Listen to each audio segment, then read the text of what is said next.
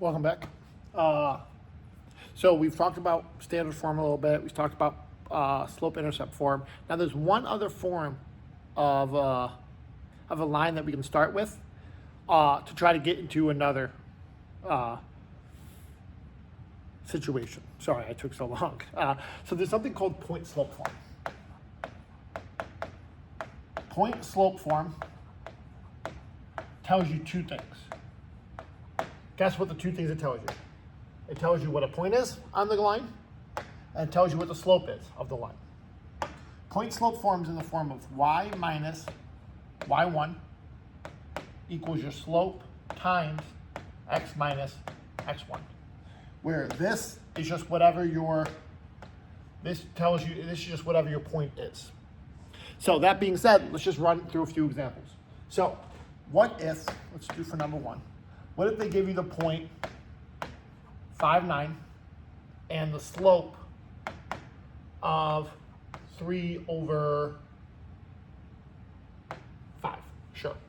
Let's say they give you the point of 5, 9 and the slope of 3 over 5. Well, in my thing, I'm going to write my basics. The things that never change are those. The only thing that changed is whatever your x is, whatever your y is, and whatever your slope is. Well, what's my slope? My slope is 3 over 5. So that's going to go right in front of my parentheses. And my point is 5 and 9.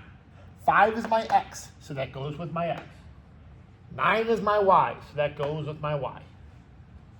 Deal? Now, this technically is right. It's right as it is, right? You can tell just by looking at this what point to start at and where to go from there, right? But why don't we convert this into slope-intercept form? How do we do that? Well, why don't we distribute? Why don't we distribute this? So our new equation is going to be y minus 9 equals 3/5 x. 3/5 times x is just 3/5 x. And then now we 3/5 of 5. Well, if we want, we can write it up here. 3/5 times 5. If you want, write it as a fraction. 3 times 5 is 15. 5 times 1 is 5. And this simplifies to a -3. Because it was -5. I apologize. Right? Now, how do we get y by itself?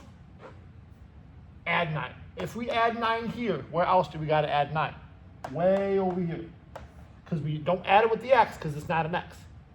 So our final equation is y equals 3/5 x plus 6.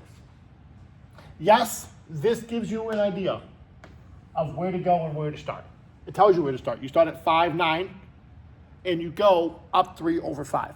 But this is another clear way of putting it, where same thing, you just start at 6, go up 3 over 5. Yeah. That's just about it. That's all I'm going to talk about real quick. What we can do is we can also change it if they give us a different point.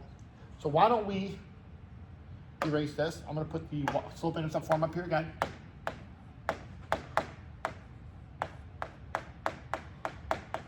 Right? Now what if they give you the point 8, -4, and your slope is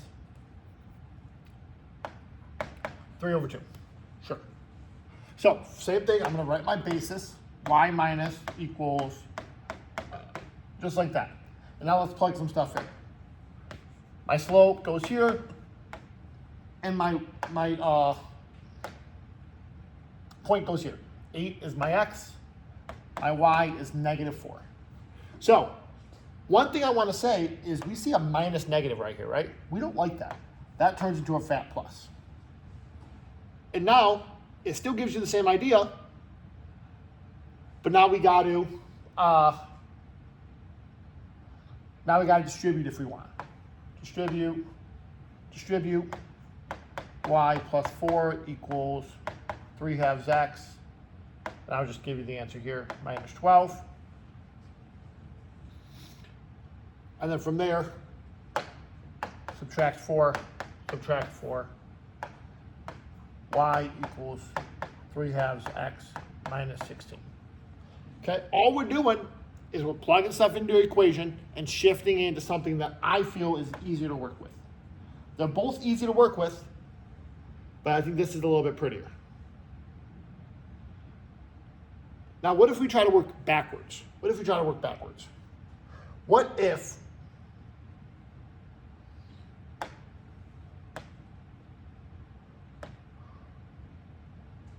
I'm going to just move that down.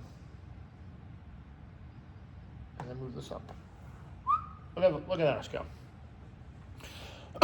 So what if we get an equation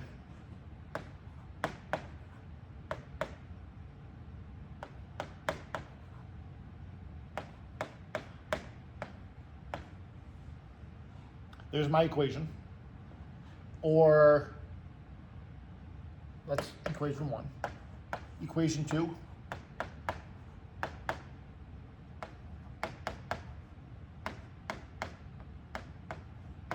and equation 3.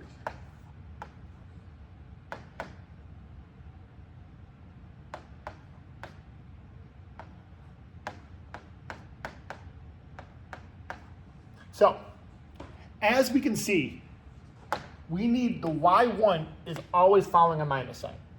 So our point for number 1 is going to be what?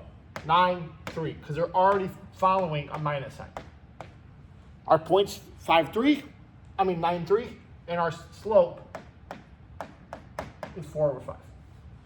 Slope is always going to be easiest to find here. Now, what gets tricky is when you see plus signs here. In our original problem, it is a minus sign, right? So that means that this actually has to be written as a minus sign. So to undo that, instead of writing a plus, we can write this as minus negative.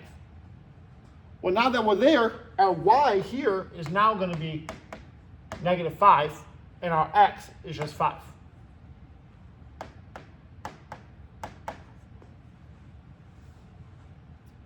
And then our last example, I know I really should have went. Our last example, same idea. What's my point? What's my slope? Slope, easy to find. Right? Now, what is by the x? Isn't this supposed to be x minus negative? So this is our x. And what's our y? We see nothing, it's 0. But there's a quick little intro lesson to point slope form. Hopefully you learned something. And I will see you next time.